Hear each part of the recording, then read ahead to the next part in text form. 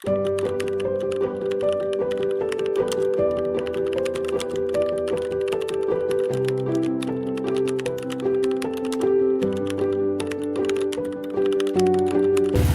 pelanggan, dari mulut ke mulut, dari teman-teman mahasiswa juga itu kita juga bisa menarik dengan catatan saya ini patokannya dari rasa sama harga. Awalnya saya itu kerja di luar pulau ya awal-awalnya, terus kemudian ya merintis dari bulan 2 kemarin, pertengahan bulan 2. Awal mula dari hobi makan pisang. Nah, itu saya lanjutkan, terus saya kasih ke saudara, ada saran dari saudara untuk suruh dikembangkan jadi jual. Nah, kemudian alhamdulillah sampai sekarang lancar ya, dari segi kualitas dagangan saya juga oke lah. Jadi jualan kami adalah makanan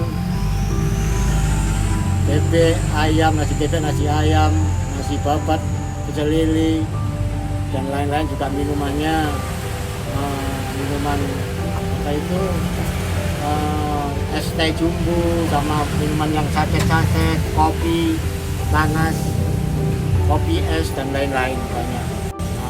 Sampai sekarang masih tetap eksis. Semoga tambah lama tambah eksis. Itu bergerak di bidang branding juga marketing atau jasa pemasaran digital. Nah, kita sendiri itu bergeraknya itu kayak pembuatan konten dan juga seperti kayak storyboard dan menghandle sosial media. Jadi kita fokusnya itu di bidang sosial media. Di balik semangat dan kerja keras para pelaku UMKM, tersimpan berbagai tantangan yang seringkali luput dari perhatian. Salah satunya mengenai lokasi. Bagi banyak pelaku usaha kecil, tempat usaha bukan hanya sekedar titik jual, tapi juga penentu hidup matinya bisnis mereka. Lalu, bagaimana rasanya menjalankan usaha dengan keterbatasan lokasi? Untuk itu, mari kita dengarkan langsung cerita mereka tentang perjuangan, harapan, dan realita di lapangan.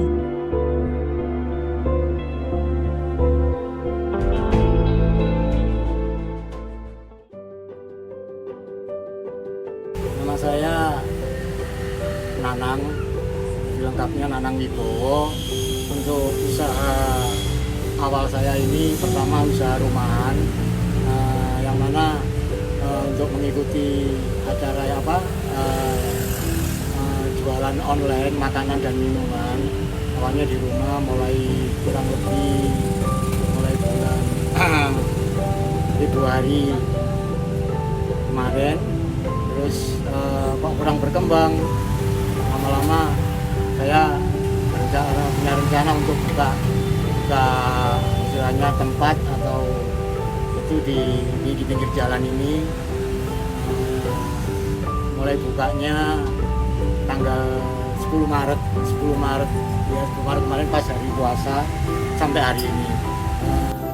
Nama saya Stendi, saya tinggal di Putih Pemair saat ini. Nah, saya ini merintis, kalau yang lain ada namanya pisang keju, cuma ini saya bikin gagasan yang baru, pisang crispy keju. Oke, perkenalkan, nama saya Muhammad Putra Budaya. Saya sebagai Chief Product Officer dari Alpha Media. Pertama di modal. Nah, jadi untuk sewa tempat itu sebenarnya sudah tanya-tanya dulu di beberapa tempat, di depan Indomaret atau pernah tanya-tanya di kampus-kampus untuk di kantin-kantin. Kalau pernah tanya di kampus ya andalanya mungkin udah penuh dan mau ke tempat yang lain yang lebih itu modalnya kurang. Jadi untuk sementara ini ada tempat yang kasih tempat diizinkan sama Pak RT atau aparat kampung setempat. Sementara saya berada di sini. Tangan sih banyak Mbak, dari awal mula itu sempat ini gerobak saya itu terjatuh kena hujan, angin, banjir yang bulan 2 kemarin, sampai istri itu di dalam itu ada kurang lebih bikin 6 porsi sama minyak 5 liter itu tumpah semua. Istri pun sampai nangis ya, tapi seiring berjalannya waktu saya lanjutkan dari waktu itu sampai sekarang ya, alhamdulillah. Untuk masalah tempat ini saya cuma mengisi kas RT aja.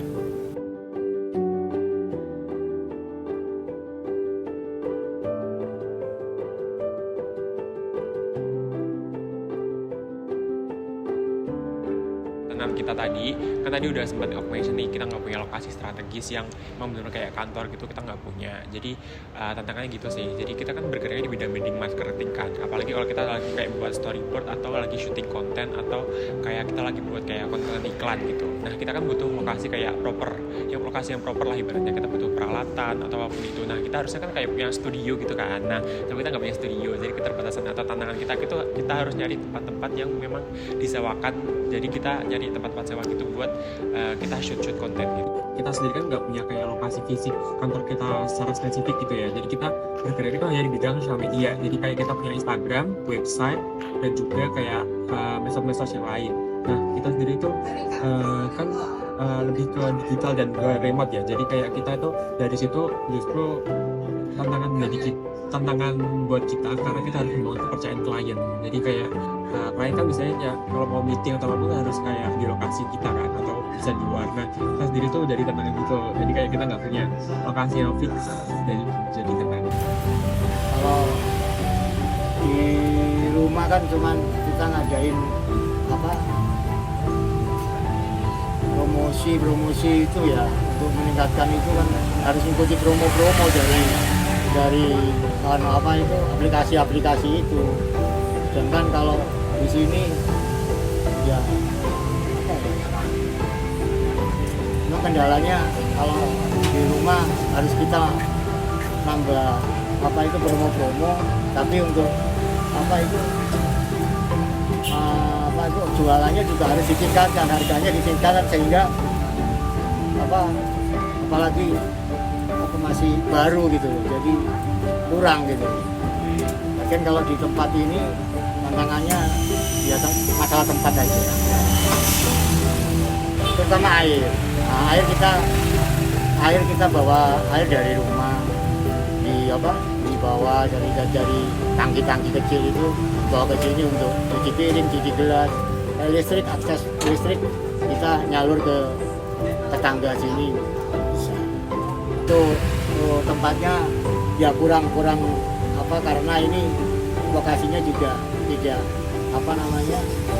punya sendiri, punya lahan pemerintah, yang mana kita cuma ngisi uang kas ya.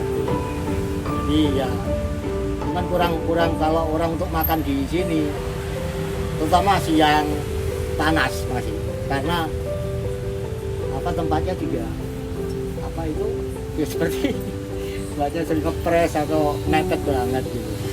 Cuman untuk jualan yang untuk dibawa pulang, dibungkus, ya alhamdulillah lumayan. Usaha ini awalnya dijalankan Pak Nanang dari rumah dengan mengandalkan penjualan online.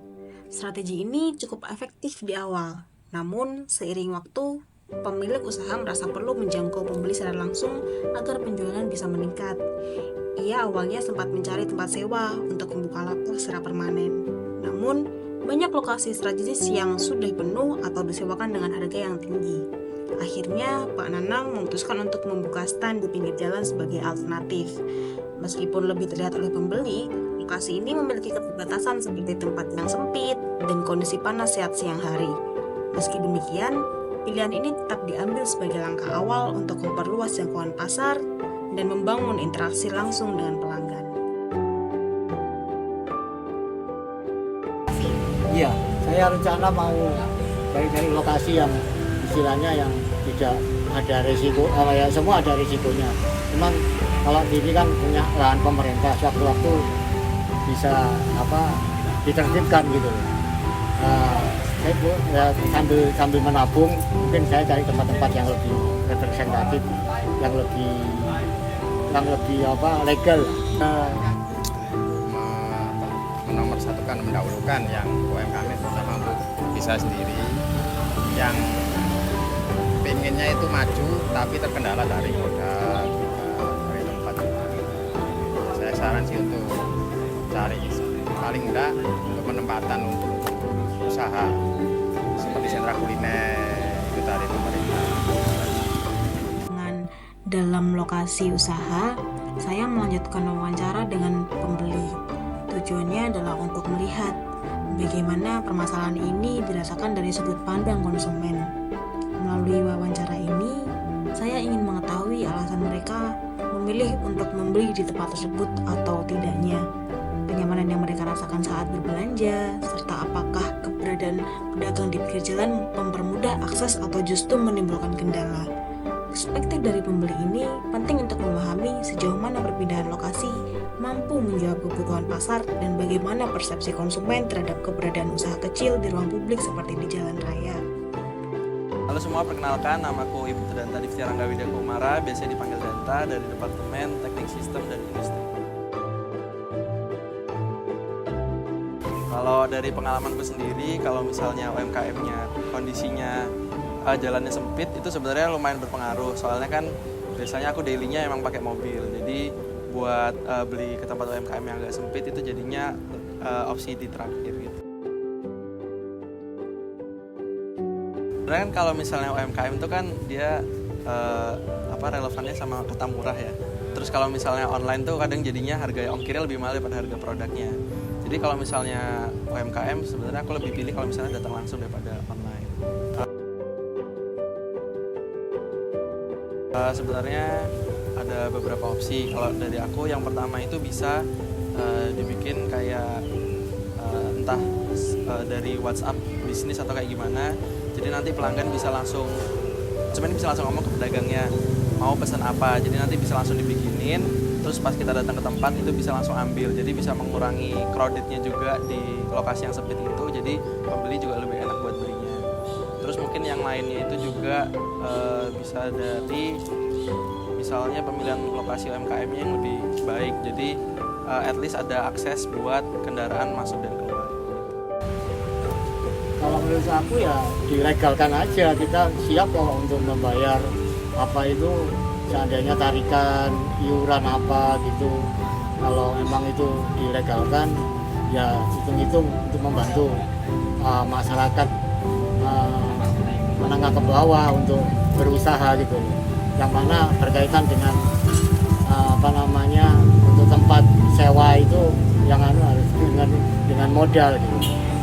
Kalau dengan mungkin pemerintah bisa memfasilitasi dengan sewa atau apa yang lebih murah, no problem ya. Segi rombongan cuma untuk penempatan yang bebas saja, istilahnya los. Enggak ya, kemungkinan ya pasti ada lah untuk bayar kebersihan. Kali untuk sewa ya kemungkinan ya kalau bisa diminimalisir lah. Bagi banyak pelaku UMKM, tempat bukan sekedar lokasi, tapi landasan utama untuk bisa bertahan dan berkembang. Namun, mahalnya biaya sewa menjadi ruang usaha sebagai beban. Dalam temuan kami, masalah lokasi masih menjadi persoalan akibat kurangnya modal. Pelaku UMKM terpaksa menghadapi berbagai persoalan, tapi mereka tidak hanya bercerita soal masalah, mereka juga membawa harapan dan usulan konkret untuk solusi yang bisa dilakukan bersama. Subsidi sewa tempat menjadi solusi pertama. Bantuan langsung ini bisa menjaga usaha tetap hidup di tengah tekanan biaya yang tetap tinggi. Kebijakan ini bisa diintegrasi dalam program UKM berbasis daerah.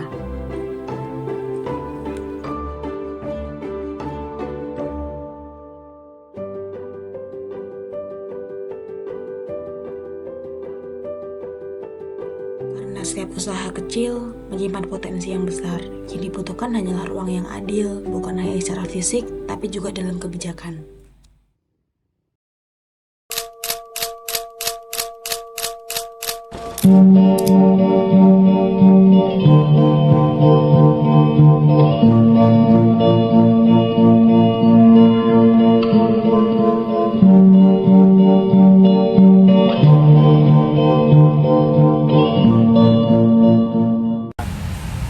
Ya pesan-pesannya ya terus lakukan apa yang menjadi mungkin untuk mencari nafkah, jadi untuk berusaha mencari